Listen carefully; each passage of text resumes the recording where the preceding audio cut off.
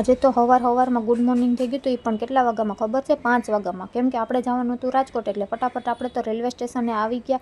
અને શેઠને કીધું કે તમે ટિકિટ લેતા થાવ, ત્યાં આ છે ને મમ્મી પપ્પા પણ આવી જાય. એ પાછળ આવતા હતા 2 વ્હીલ લઈને, એટલે શેઠને લાઇનમાં ઊભા રાખી દીધા ને ટિકિટ લઈને હજી તો પ્લેટફોર્મ ઉપર આવ્યા ને અમે બે ત્યાં મમ્મી પપ્પા પણ આવી ગયા ને ટ્રેનની રાહ જોતા હતા કે કઈ ટ્રેન આવે ને કઈ બેહીએ. એટલે ફટાફટ જો ટ્રેન આવી ગઈ ને આપણે તો મસ્ત મજાની બારી પાસે જગ્યા ગોતીને બેહી જ ગયા હતા. અને મસ્ત મજાનો નજારો જોતા જોતા આપણે તો રાજકોટ તરફ નીકળી ગયા હતા. મમ્મી પપ્પાને ફૂલ ઘેન આવતું હતું ને એટલે એ બે તો એને ઘોટાઈ જ ગયા હતા. કોણ જાણે કેમ ટ્રેનમાં નીંદર આવી એ કાંઈ ખબર ન પડી આપને તો. અને પછી તો આપણી ટ્રેન ઊભી રહી ગઈ હતી, બીજી ટ્રેનની રાહ જોતી હતી. અને એ ટ્રેન આવી ગઈ ને તો આપણી ટ્રેન તો હજી હાલતી જ નથી થઈ. મેં મનમાં કીધું કે કઈ હાલતી થાય, ત્યાં તો મનની વાત છે ને ટ્રેનવાળા ભાઈએ સાંભળી લીધી ને આપણી ટ્રેન ધીમે ધીમે હાલતી કરી દીધી અને આપણે ઉતારી દીધા ભક્તિનગરે, કેમ કે આપણે જવાનું હતું હોસ્પિટલે.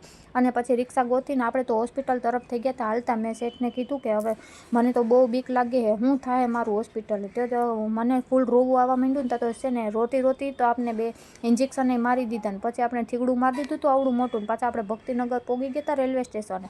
અને પછી તો આપણે છે ને જગ્યા નથી ને એટલે પપ્પાને કીધું એસીવાળો સોફો બુક કરાવી લ્યો, બાકી મારાથી તો નહીં જ રહેવાય. એટલે ફટાફટ એસીવાળો સોફો બુક કરાવીને ઉઈ ગઈ હતી ને ત્યાં તો સીધું વેરાવળ જ આવી ગયો. એટલે ફટાફટ ઉતરીને મેં પપ્પાને કીધું ફૂલ તરસ લાગી હો, હવે કાંઈક પીવડાવી દેજો, બાકી તો મને કાંઈક થઈ જાય.